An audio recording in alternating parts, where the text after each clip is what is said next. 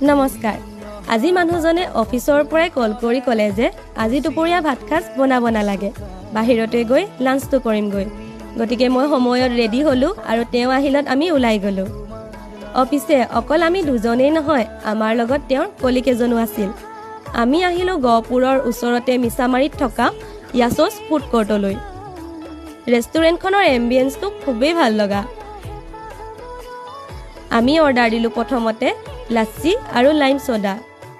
আৰু মেইন কোৰ্সত ললো গাৰ্লিক নান জিৰা ৰাইস চিকেন বাটাৰ মছলা আৰু চিকেন কাৰী লগতে আমি ফটো কেইখনমানো ক্লিক কৰি ললো আৰু ঘূৰি আহোঁতে ৰুমৰ ওচৰতে থকা পান দোকান এখনত পানো খাই ললো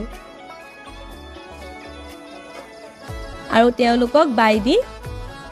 মই ৰুমলৈ বুলি আহিলো আৰু তেওঁলোক পুনৰ অফিচলৈ গ'ল